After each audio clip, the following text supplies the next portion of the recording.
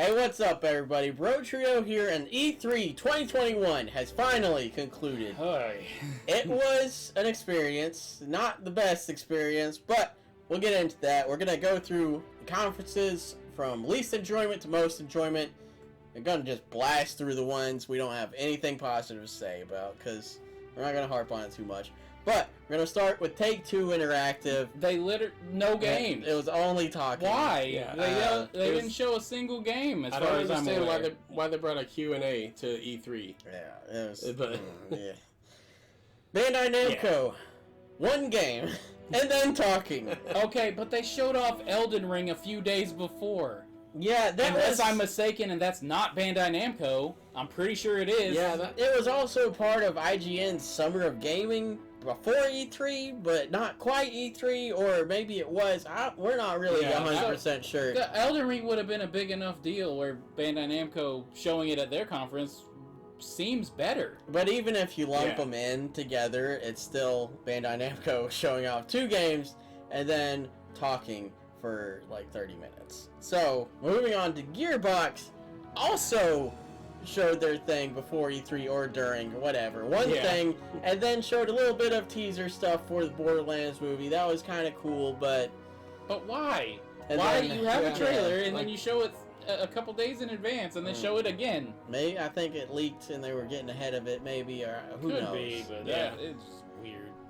And then we had Capcom, and... More Monster Hunter stuff that I feel like Capcom had some games, so I'll give it that. They did. I feel like I've seen a Monster Hunter Stories trailer every month for like 6 months, and that I know that's not accurate, but like I feel like we've seen enough. It's about to come out.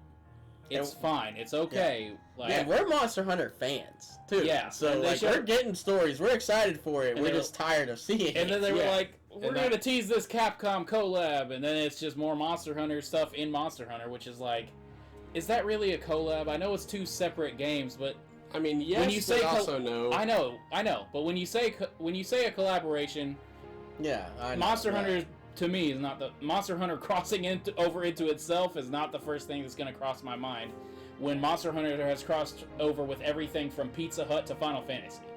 I don't know.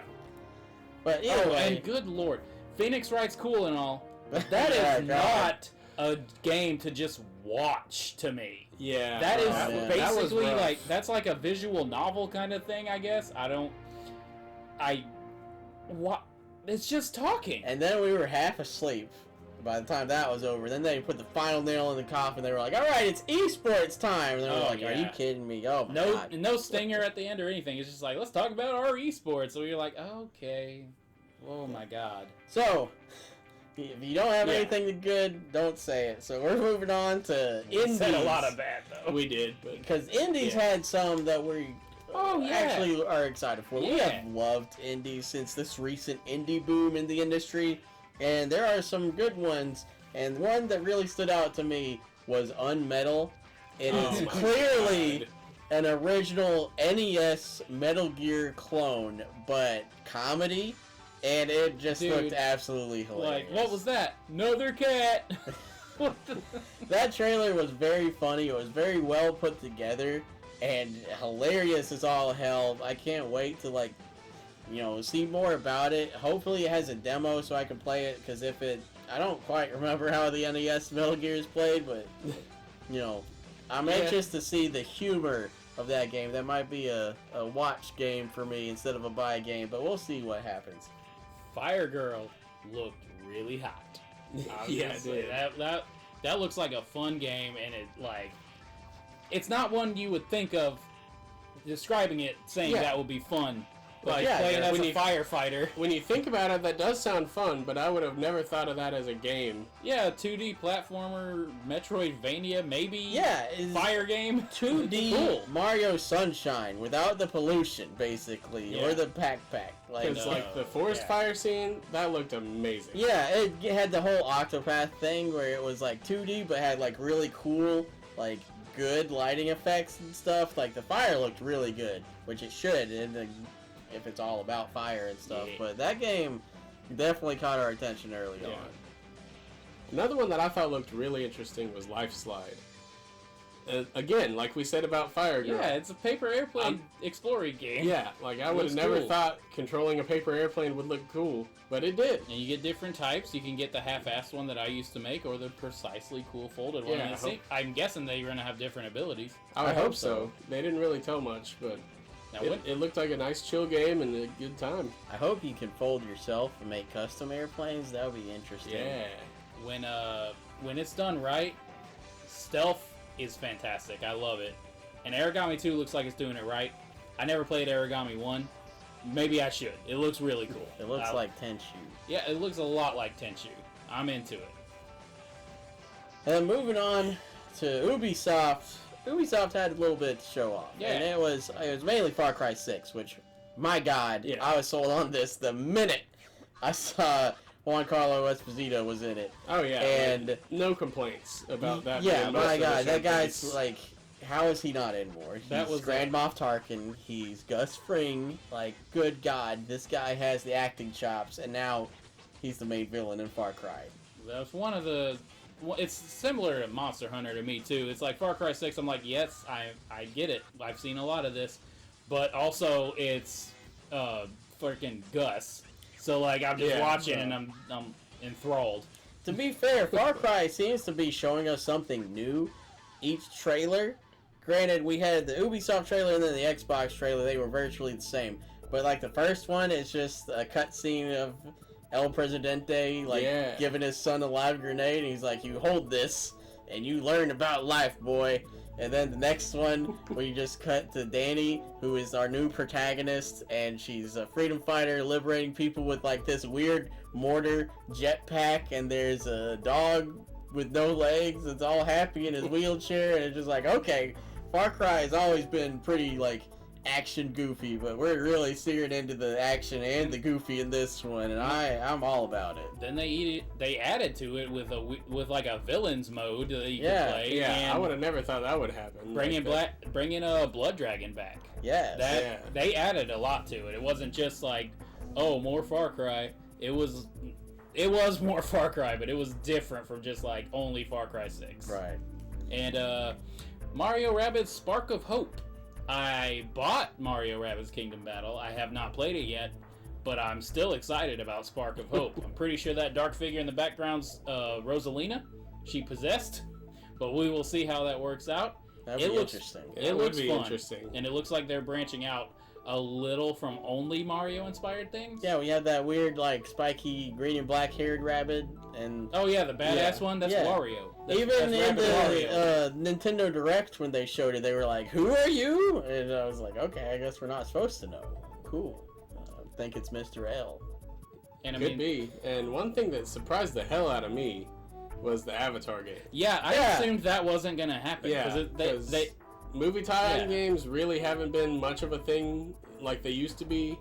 Also, it's been in the works for so long, I kind of forgot that Avatar 2 was going to happen. I kind of forgot Avatar 1 happened. Yeah, it could be real cool if done right, the Avatar game, and I think it's supposed to be in between 1 and 2, if I heard right. Yeah, I think that is right, and they didn't really show off too much gameplay from what I recall, but for some reason it gave me real like Far Cry Primal vibes, like the spear combat and stuff from that. I'm guessing at least like you're gonna have some of that, like some like maybe Horizon style like hand-to-hand combat in Avatar, and obviously the main thing about Avatar is the animals and like the mounts and stuff, because you can plug your ponytail into anything. And I think that'll be really interesting just to see how many mounts are in it and how much animals are in the game that weren't in the movie. But, moving on from Ubisoft down to Square Enix. Square Enix, they didn't show a lot, but one thing they showed was most of their presentation. We're going to talk about that last, get the negatives out of the way. Yeah. Because I got super excited when they started talking about Final Fantasy. They were like, Final Fantasy has great, like, pixel art or something, and then started showing, like, all the Final Fantasies throughout the ages, and then it was like, coming to, like, Mobile. It was like coming soon, 1 through 6. 1 through 6, and then it said mobile, and immediately I was just like, yay! Oh, shit. Because I already have Final Fantasy VI on mobile. I want it on Switch, damn it. And to be fair, I just thought about this, but they did bring the mobile version of Final Fantasy 15 to the Switch. So I have some slight hope that, like, since the Switch can, you know, do mobile games relatively easily from what I hear, like, that has me somewhat excited that maybe we'll get 1 through 6 on Switch for, like, I will buy the whole collection for, like, $30. Like, let me play it on Switch. That's all I want. And speaking of Final Fantasy, Chaos. What was it called? Final Fantasy Origin? Origin, which... It looks terrible. The title it's made is interesting. Made by Team Ninja. It's the start of Final Fantasy, which already started in Final Fantasy 1. Like, are we getting the backstory of those characters, or is it the backstory of the gods in Final Fantasy? Yeah, that's what I was wondering. Like, this could be like a Silmarillion type of thing, where this is like the precursor to everything that ever happened. I mean, but it was just this that guy was like, I gotta kill chaos, because chaos is chaos. I gotta kill it. It's like this overly edgy guy that would not shut up about, I want to kill chaos. I want to kill chaos. Don't get me wrong. I don't have to kill chaos. I want to kill chaos. God. Oh, Jesus. It was so over the top and ridiculous. I straight up thought it was just going to be another Chaos Legion. Like, I was like, oh, Aaron, I got a little excited the more they said chaos, and then I was like, I don't think even Chaos Legion said chaos this much.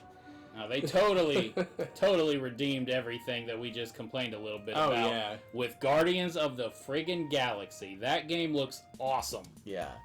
Came straight out of left field, like, there had been rumors about it, but, I mean, who's going to put any stock in a Guardians of the Galaxy game rumor? Like, that's not, like... I pretty much don't put stock in any rumors, so, like... No, I don't either. Like, okay, hopefully, but, you know, if there was a rumor about an X-Men game happening, that would you be like, okay, I might keep an eye out for that. You're Guardians of the Galaxy, and you're just like, what, that one Marvel franchise no one knew existed until the movies? Oh, okay. Yeah. Oh, yeah. Like, I remember seeing a rumor about it a little while ago. I assumed it was just going to be, like, add-on content to Marvel's Avengers. Oh, man. Thank God. And it's like, choice-based stuff, and it looks funny. Yeah. It looks cool as hell. It looks like comedy Mass Effect, and I am all about it. I immediately put it on my wish list on the PlayStation Store. And the main thing that has me excited is that, one, the combat looks really good. It looks fast and fluid. You only play as Star-Lord, but you use the other Guardians as, like, super moves. That sounds really cool to me. If, like, they're locking you into playing as Star-Lord. If they did in Dragon Age, how you can just cycle through your characters and play as anybody, you know, I'd be down for that as well, because Drax would be a bruiser, Gamora would be swift and fast, Star-Lord would probably be a mix of both, Rocket would be the gunner, Rocket. And, also, it's the closest we are ever going to get to Outlaw Star getting a video game. Yes. So, we're definitely into it for that. My main hope that they don't do is that they were talking about they needed money in the game, and they were like, oh yeah, we need money, we gotta sell one of y'all and bust you out, which is a super Guardians of the Galaxy plan. I love it, but I just hope late in the game you're not just like actually in-game currency rolling in it, but in the cutscenes they're just like, yeah, we're broke as shit. Oh my god. If there even is in-game currency. We don't know, do we? I just got a good idea. What if you can, like, romance the enemies and stuff, like, as Star-Lord? That would be so funny. Like, you're fighting somebody, and he's just like, hey, baby, you want to stop fighting and go back to my ship? That's how they beat the squid monster. He kisses his tentacle. He's like, oh, don't worry, I'll call you. That was my favorite scene of the trailer. Just looks like he's getting choked. Just, I'll call you. But Guardians of the Galaxy, also bonus little mention here, we did not expect one bit to see this in the Nintendo Direct. Yeah. That really threw us off. I mean, it's the cloud version, but still. Yeah, they didn't say that. Guardians of the Galaxy coming to Nintendo Switch is pretty a pretty big deal. It's not a significant downgrade like the old Wii versions of games. Right. Because it's in the cloud. Yeah. So, Well, yeah. Yeah. I mean, I'm still gonna get it on my PS5, but yeah, it's pretty I'm cool. Still happy it's coming to Switch. But moving on from Square to the second biggest gun of the event, we have Xbox right here. They actually have been bringing it for several years. Oh yeah, but they surprised me again. Xbox brought it again because from the last E3 to this one, Xbox has acquired Bethesda, so they just morphed the Bethesda conference and the Xbox conference together, and it worked out very well. Like, they did the Bethesda half at the front and then the Xbox half at the end, and it was it worked out really well. Still their own thing, but also together. It was very well done. And Bethesda, we got Starfield, and we got a release date. It's a little sooner than we expected, and I'm pretty happy about it. I wish we had like some gameplay or maybe a little more of an action-y trailer, any plot thing.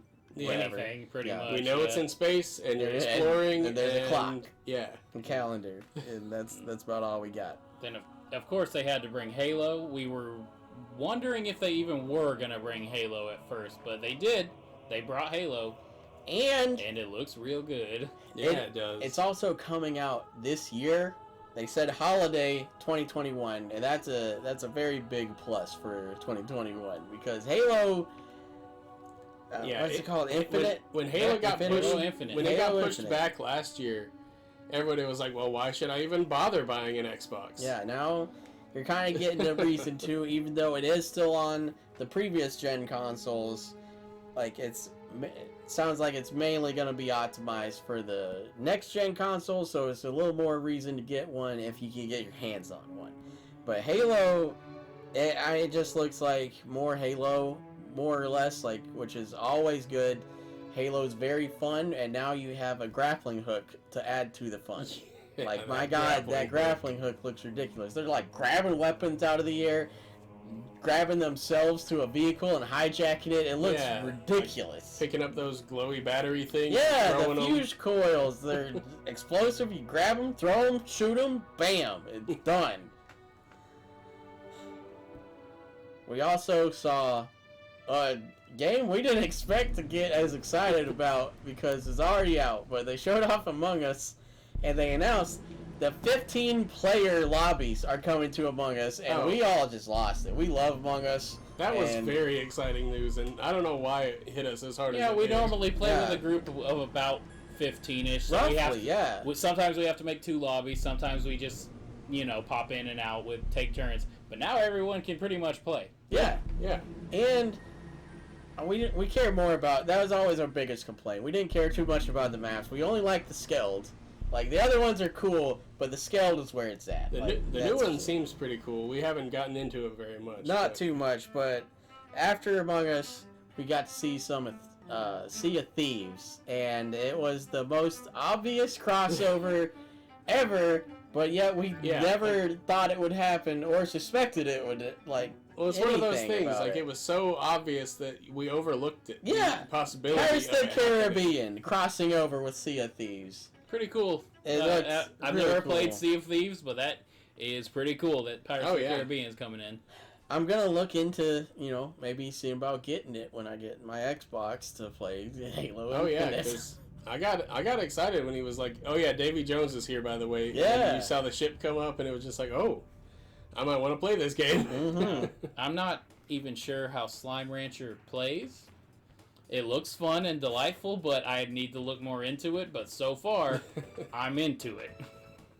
Yeah, Slime Rancher looks really weird. You have this weird vacuum gun that you vacuum up slimes with, and then you shoot them out into like a farm pen, and you ranch them. Yeah. And, I mean, I don't know if that's about all you need. That's what it looked like on the first one. Sometimes they like escape and things, but yeah, I don't know if that's all there is to it or what. But so far, I'm into it. But we'll see when the time comes to buy it. I guess I'll look more into it.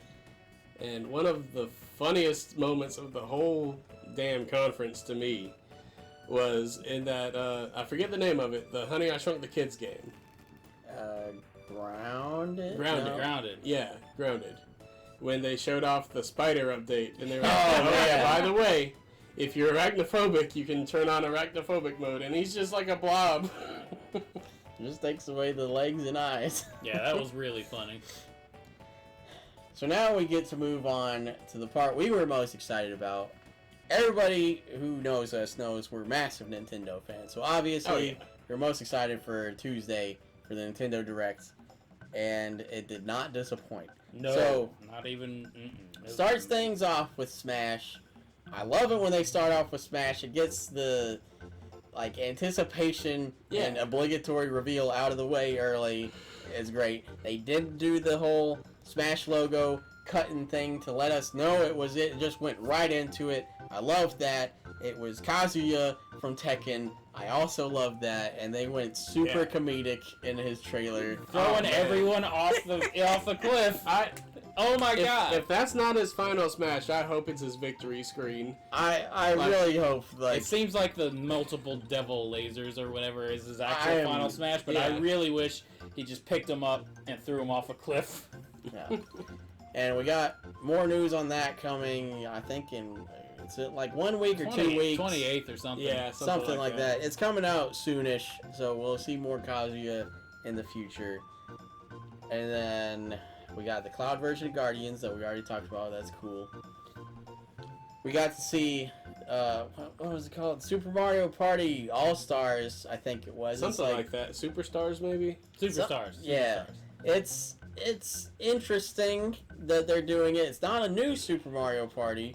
It is Greatest Hits album. Basically, the greatest hits done right. Because we had the Mario Party Top 100 on the 3DS. It was only mini games, no boards. We want the board. No one wants a board game without a board. A bunch of Monkey Ball ports. That's cool. Monkey Ball is very interesting. I hope it's not $60 for 3 old Monkey Ball games, but I'm there for it. Link has nunchucks in the Age of Calamity DLC made of guardian legs or whatever. WarioWare looks good. WarioWare looks really good. Really fun. WarioWare's always been good time party game. You know? But now it's a co-op good time party game. Now let's get into the meat. One last thing before the meat. This is just like a glimmer of hope to me. We got this look at the Zelda Game & Watch. Ooh, it makes the Mario Game & Watch look like a pile of shit. Because the Mario Game & Watch has Mario 1. And a clock. And a clock. Zelda Game & Watch had Zelda 1, Zelda 2, Link's Awakening, and a battle clock. Yeah. And Zelda Game & Watch games. Like, the Mario has the Mario Game & Watch too, but like... Oh, yeah, I mean, that's come right. on, Mario. Like, but... what they have me a glimmer of hope for is Mario got one, and then he got Super Mario 3D All-Stars for his 35th.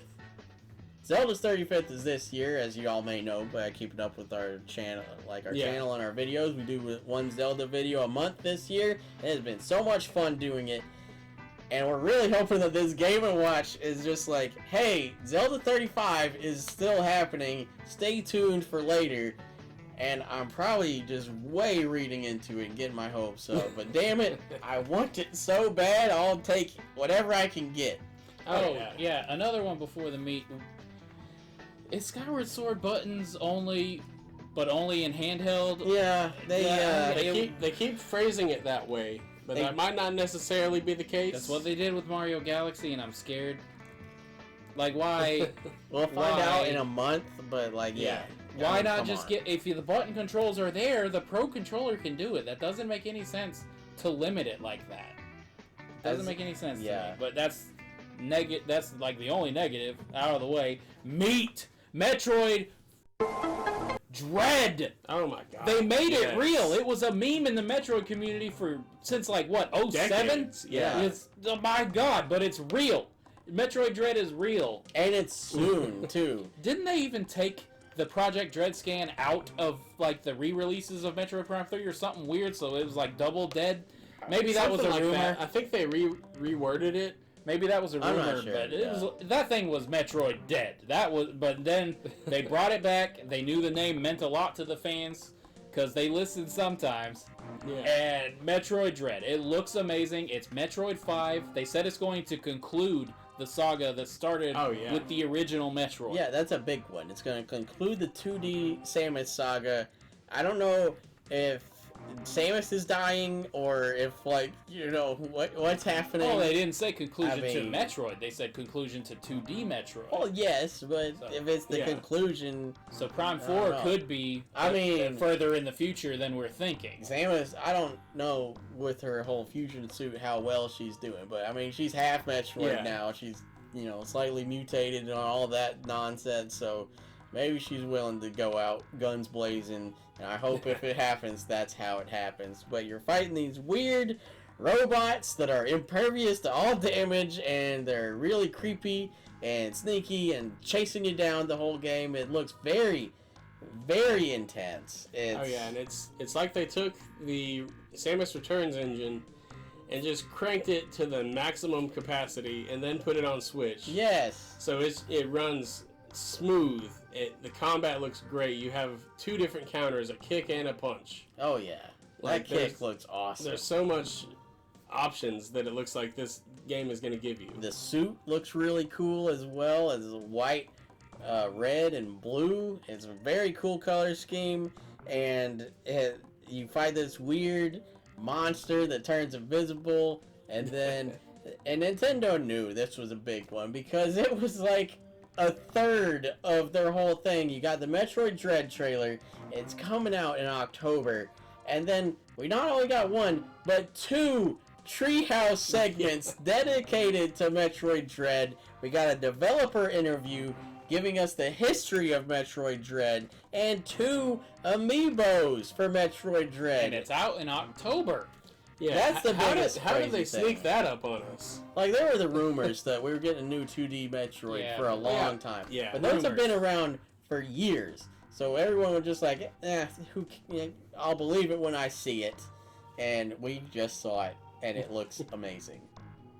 Now, speaking of looking incredible, we got Breath of the Wild 2 Sheikah Boogaloo. We still don't have a title, but holy shit, do we have a lot more to talk about now.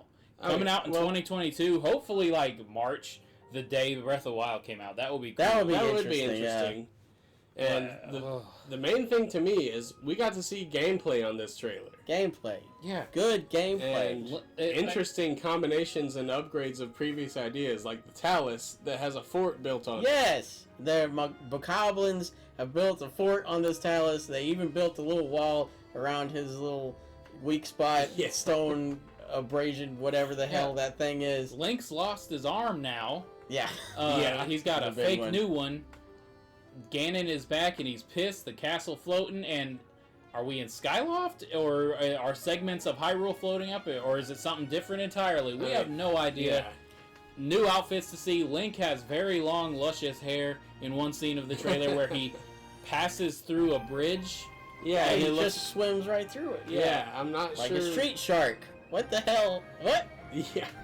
It looks awesome. There's a weird chameleon lizard automaton thing that has the same kind of looking green energy that was holding Ganondorf down in the first trailer and stuff. It's like... We also get a good look at Mumradorf standing upright. Like, he just... it's one quick scene, but you can see it pops up.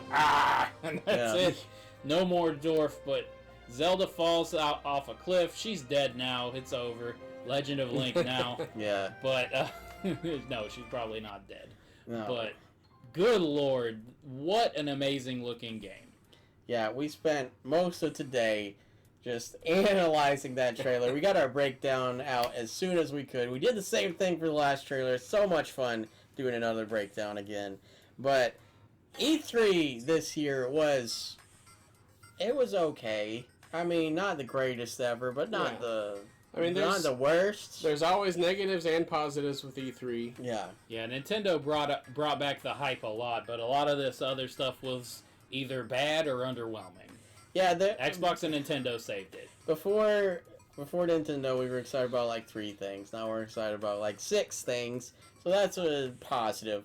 But any games that excite you are good, and you may be excited about games we weren't excited about. So let us hear that in the comments, and hope you all had a good E3. Hope you enjoyed it. Hope you have a lot you're looking forward to.